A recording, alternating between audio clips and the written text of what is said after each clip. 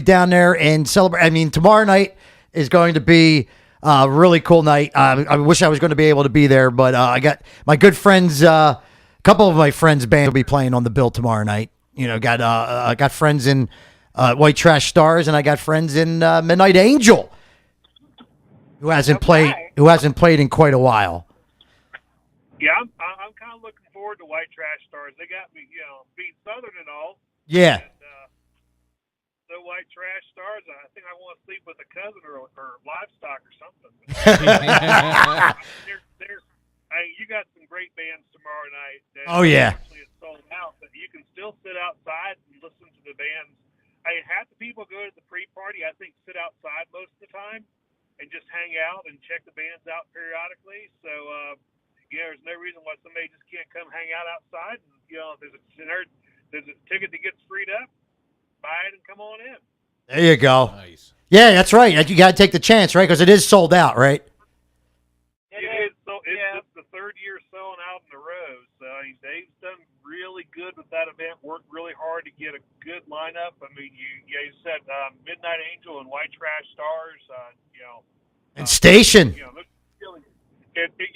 no way that you're not going to find 2 or 3 or 4 all the bands there, bands that you're going to like. Yeah. Yeah, it's a good lineup. And I was just talking about Station, who I believe is headlining the show. They're another great band. I think they come out of New York. I played their songs quite a few times here on the show. Really, really good band. So you got a lot of good bands to look forward to tomorrow. They even done some traveling with Lynch Mob. I came to Charlotte actually with Lynch Mob. Oh, nice. Yeah, I mean, you don't see many bands that break out of their backyard. New York to Charlotte. Right. Well, half the people in Charlotte, I think, these days are from New York, so I guess they probably fit right in. Oh yeah, that's awesome. But Speaking of Lynch Mob, what a bummer about George Lynch. I know. We just announced that earlier, and I was like, a lot of people are disappointed because a lot of people were really looking forward to seeing him jamming with Dokken, and yeah. Yeah, I'm actually one of the ones that are very disappointed. I'm a huge Dokken fan, and just as long as he has John Levin coming to do the job, I'll be happy because John Levin's great. Oh, he is. We don't know. That's all. It was all kind of last minute. Yeah, they haven't announced anything. Yeah, so I'm hoping he's going to be the one that's going to do the job because he does do a phenomenal job with Dokken. He does. He does. Yeah. So, yeah, I'm looking for... So, I know you guys are looking forward to all the bands this weekend, but did anybody stand out that you're really looking forward to seeing? Well, Extreme. I haven't seen Extreme in a few years. They do a really, really high-energy show. Yeah. Definitely must-see stuff. Whitesnake. Whitesnake. Oh, yeah, Whitesnake. Yeah, of course. He's done it pretty well over the years for his age. He does a really good job. And, go ahead, Aim. No, sorry, go ahead. I just wanted to say it's very unfortunate that our hometown boys couldn't be there Friday night to represent Heaven's Edge. We all send our best out to Gigi, and I hope he has a speedy recovery and be able to, if anybody could beat that horrible disease, Gigi can. That boy's been through a lot through his life, so... But, unfortunately, Heaven's Edge will not be on the bill. But, so many great bands this weekend. And, Extreme hasn't played in quite a few years at the M3, so it'll be good to see them guys again. And you know what I'm really happy about, guys? It is so awesome to see a band that's been so loyal, a loyal band, been so loyal to the M3 Rock Festival, finally get a well-deserved long set. Warrant, finally. Oh, yeah. Mm-hmm. Warrant, that last album they put out was phenomenal. It was definitely the best Warren album since Jenny Lane days. Yeah, and they've been so loyal to the festival. They've been on the bill every year, and they've been on some really. I think they were put on some really bad time slots. Where they didn't get the time that they deserve, and it's awesome to see that they're getting a really good set this year. I believe it's an hour and 15. I think they're getting so well deserved for Warren because they've been loyal to this festival and. I'm glad they got the spot they did. And they do great. I mean, Robert Mason is just, Rob Mason's incredible. but the whole band is just really owned. And some of these you see bands that are kind of going through the motions, or the lead singer or somebody in the band's kind of lagging, but Yeah. a long time they carried the first along, or you hear that, but you never hear the first person say that Warrant ever failed to meet and exceed expectations. They're one of those bands that has really held up very well, and not without a rotating cast. Some bands these days go through a lot of evil, but they keep essentially the same team, and they just get better. It does, and like I said, Rob Mason, is a phenomenal front man, one of my favorites, always at the M3, and I'm really happy for them guys to get well deserved time slot this year, and it looks like XYZ's coming back this year, which is another great underrated band from the '80s, and because I think Terry Luce is a phenomenal singer. He landed on his feet after the Great White Surprise. Yeah, exactly. And how you guys feel about the new vocalist in Skid Row? You guys got to see them with ZB Thurt, I think his name is. Yeah, I got to see them a few years back. I mean, you got to, when you go to see Skid Row, you got to put stuff back on the back burner. You're not going to get a Sebastian Bach. It's just if that's what you're expecting, you're going to be very disappointed. You can't do it that way. You got to go celebrate the songs and love the songs, and whoever's singing them, you're just going to have to deal with that's who their singer is now. You know what I mean? So I seen him a few years back with this guy, and it wasn't a bad set. You know what I mean? It's not Sebastian Bach, but you can't look at it that way. You know what I mean? You got to go in there and just say, I love this band's songs, and just go in and enjoy the songs. The albums they put out post Bach have been kind of disappointing, but the singers they've had have done a pretty good job of working with the original material. And I guess I always like to see bands put out really good new material, and Skid Row hasn't, but when they hit the stage, they still do great. And I'll take that. Yeah, definitely. And that's what I said. I said that earlier. I'm like, Amy knows, because you guys, everything you put on the M3 Rockers page, how many times when you first post up the lineup, and you post up you always have your bitchers, right? There's always somebody bitching about something, right? It's always something about the lineup or something.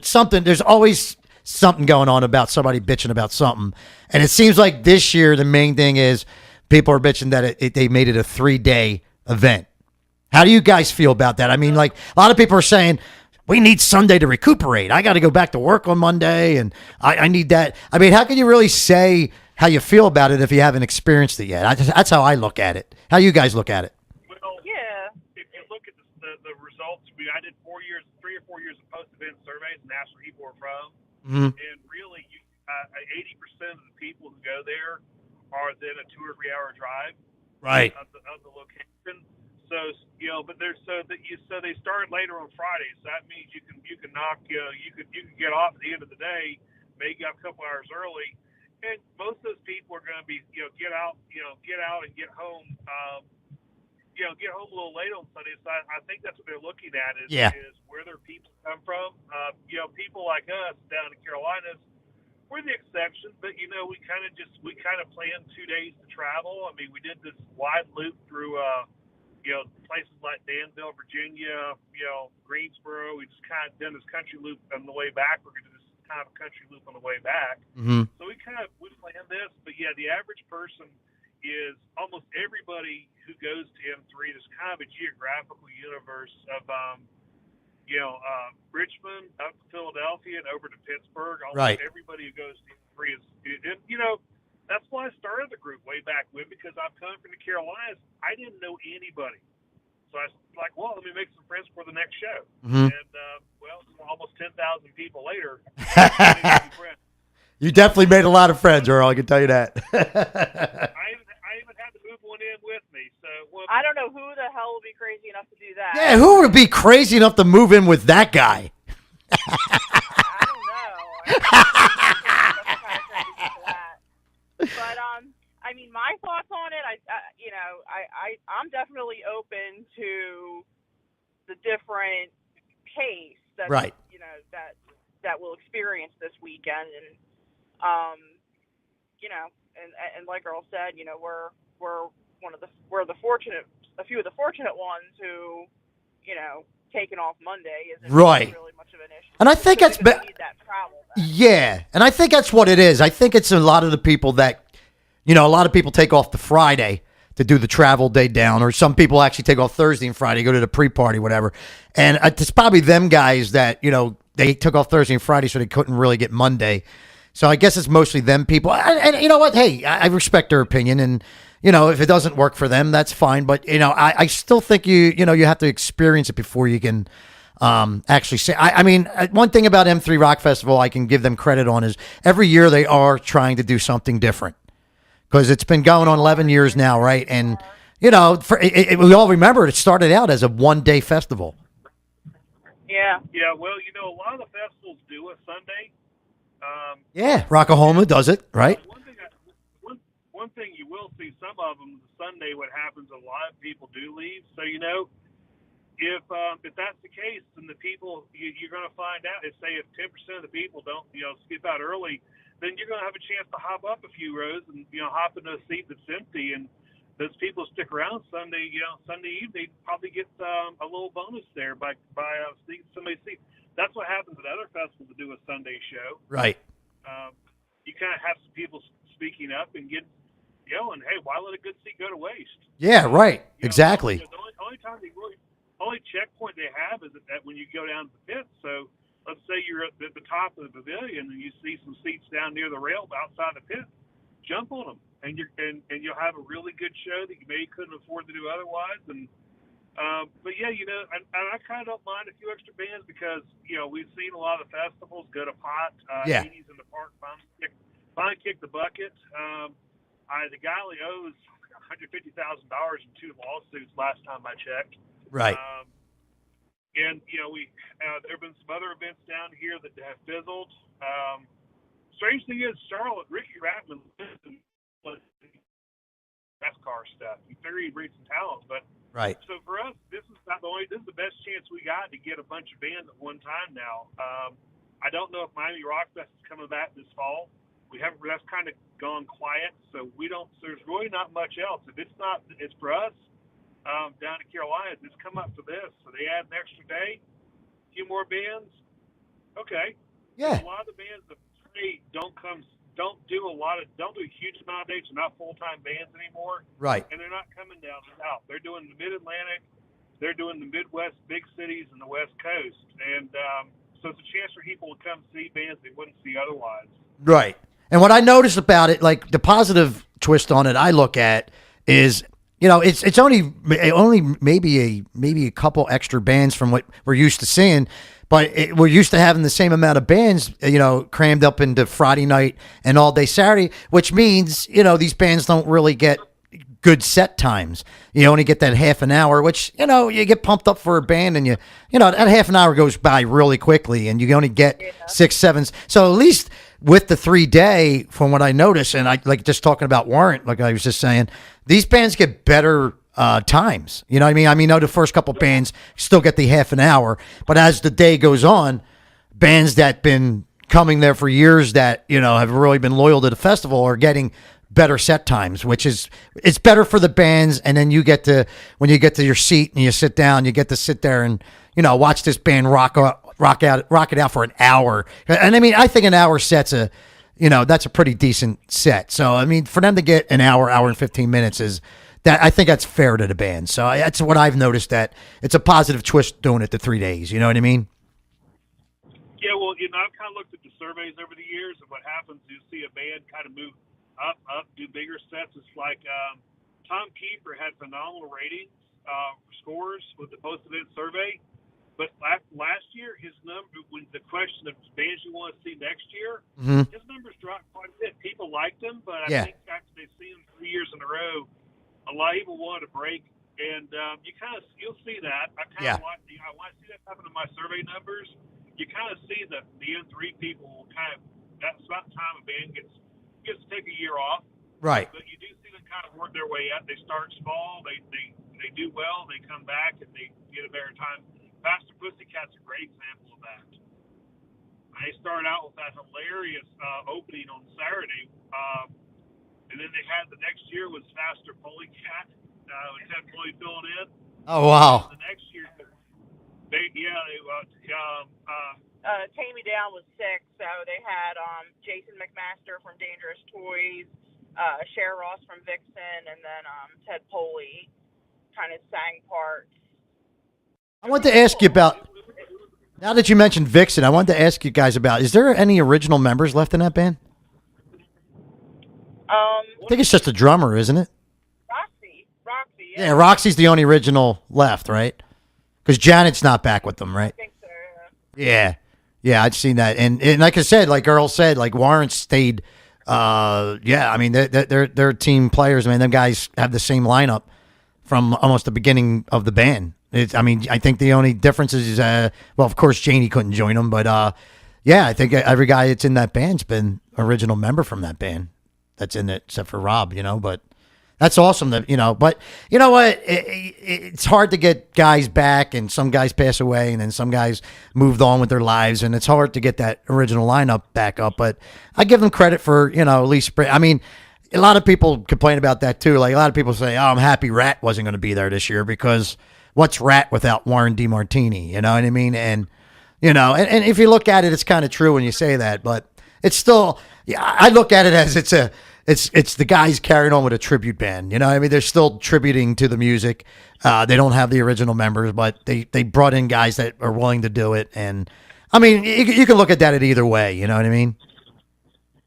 Well, I think it's the bigger bands keep the talent because I guess they get paid more. But you take a band that's getting paid $5,000, $6,000, $7,000 a show, it's hard to convince somebody to pick up and take a couple of days, to go, take the time to rehearse with the band, gear up to do some shows, and he's only going to make a few $100s a night. Yeah. As opposed to bands like Warrant, which can pull a lot higher price or right. range, or some of those guys who they're making enough where those people they're going to take. If I take a week off to go do a couple of shows with these guys, I'm going to make some money if I'm in one of those bands. But yeah, some of the other bands, it's the money they make, and yeah, I can't really. I love seeing these guys. I love seeing I love being able to meet some of these guys that have been doing it for a long time. But I'm not going to expect somebody to give up their day job and make a big financial sacrifice just for my nostalgia. Yeah. So that's I get it. I get why these bands have turnover, and I'm glad somebody still thinks enough of these bands and their work to, hey, I want to join in. I want to have a turn. And, that guy or gal is living a dream that maybe they got to play in this band that was on MTV. What MTV used to be. They got to live the dream a little bit. Yeah, that's how you got to look at it. Yeah, I mean, it's this. Most of these guys, it's their job. This is what they do. This is all they know.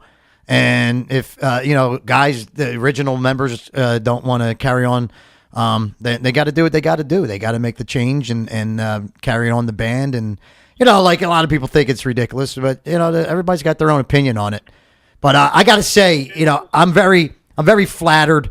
I got to say, I said it earlier. I thanked all the people that put the awesome comments on the M3 Rockers page about Old School. I really appreciate that. I'm flattered by all these people that, acknowledge a band that played in the parking lot. I mean, that makes me feel very good. And for them to still acknowledge it after last couple of years that we couldn't be able to do it, it made me feel really good. I'm flattered by it, Yeah, you guys got the party started and you got everyone pumped. I mean, it was just, it was really surreal. What we got to do is get a flat video I love, and we just get you in a flatbed and just pull you in there. And the problem is just, Lot 3 was not owned by the Pavilion, and the ownership didn't really have any thought or care because they were letting it just kind of wait so they could develop it, which they've done. Right. Yeah, so now you run into the problems of, the parking lots that are left do belong to the Pavilion, and you got probably could get permits and all that stuff. And we had talked with them about possibly, of course, having Old School is kind of what we would call a pre-gate party before the gates open. That would be awesome.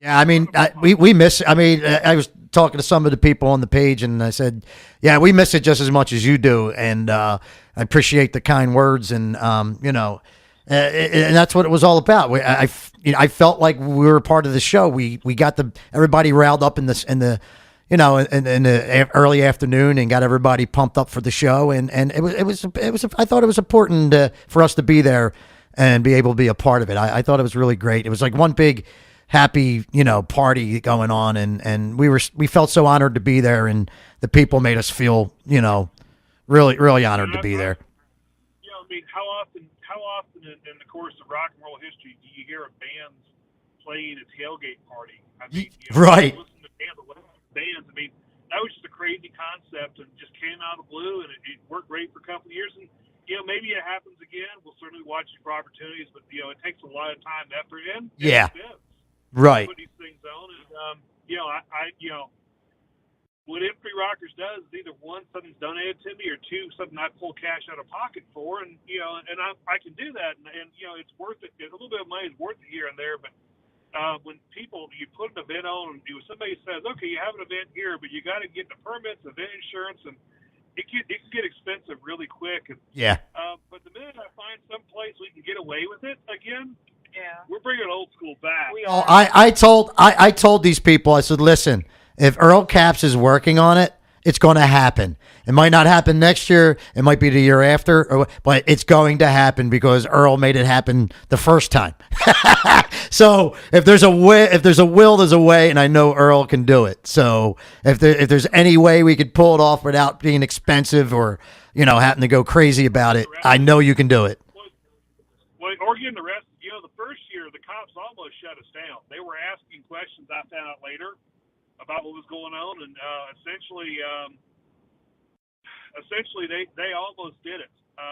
That's what I was told there by the M3 management. They were asking us about what was going on, and they kind of said they didn't really know, and but the show hadn't stopped. From what I understand, we might have gotten stopped. Yeah, that could have happened. And what's more rock and roll than getting arrested? A band getting arrested, Yeah, that would have been cool. Well, I don't know. I don't know about Maryland's laws down there. I don't know how cool it would have been, but it would have been cool. Like, just somebody videoed it and, look at this band getting arrested. But to me, it was all worth it. I mean, bringing all the equipment down and setting it up. If we got shut down, we got shut down. But at least we made the effort, and to me, it would have been all worth it because once we did pull it off. I said, wow, this was probably the best thing that we ever done in the career of this band. And we played some big gigs. And I said, this was a good thing for us. I mean, I felt the first year we did it, I felt like a rock star all weekend because I'm walking around the pavilion inside and people were, old school. And they were, every time I couldn't pass by anybody without them, being pumped up. And I had so many cool people come up and say, you guys should be up on that stage, and it just made us feel really good, man. It felt worth it to do it, and that's going to be memories that I'll never forget. Well, neither will we. Well, you just got to kind of see it because all these parking spaces now are controlled. And yeah, it makes it a little bit harder. Lot 3 was easy as a field. You pulled up, you grabbed whatever you wanted. Yeah, it was perfect. But, sooner or later, somebody's going to make a mistake. They're not going to be watching their properties and their spots. We're going to take it over. We're there. Yeah, they better not turn their backs on us, man. Because rock and roll is pervasive. We're everywhere. We're in your face. We're sneaking through the back door. We'll do it. We'll do whatever it takes, right, Earl? Yeah. So maybe next year we'll certainly be watching for that, and just kind of figure out where opportunities are. Awesome, dude. Yeah. Hey, you know where to find us. Keep us posted, and you know we're going to do it, man. So you'll be at the CEO. Yeah, we're gonna. June. The same Iron Maiden is old school. I can't think of a better lineup for a weekend. I think it's Saturday, July 27th. Where you guys are playing Nick's. Right. Whatever it's called now. It was Nick's Roast Beef. I don't know what it's called now, but we'll be at that show. Oh, cool. Yeah. Oh, that's awesome. We look forward to seeing you guys.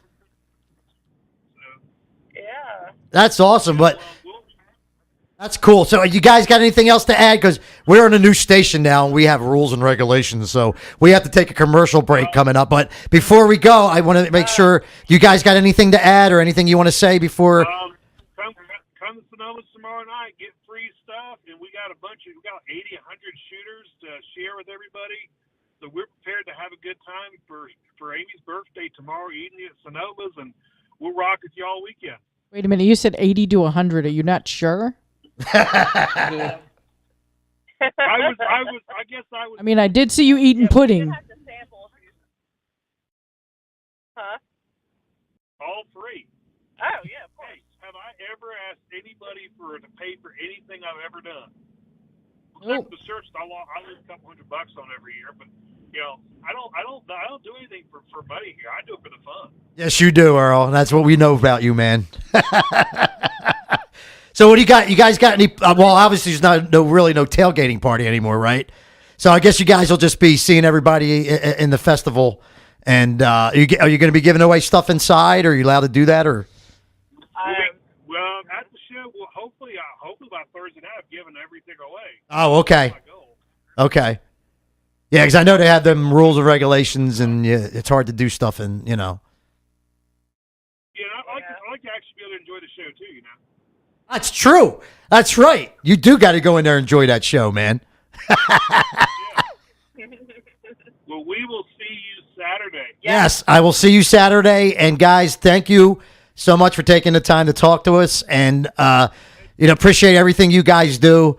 The hard work you do all year long on the M3 Rockers page, and caring about all the musicians and the people that love this music. And you guys are a big part of keeping it going, and I appreciate everything you guys do.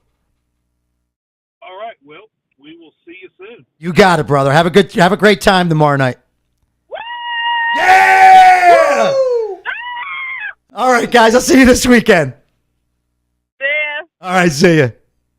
There they go, Amy and Earl from the M3 Rockers. If you are a Facebook, go to just punch in M3 Rockers in the search engine of the Facebook page, and you will take you right to your page. And please like the page. These guys, they're great people.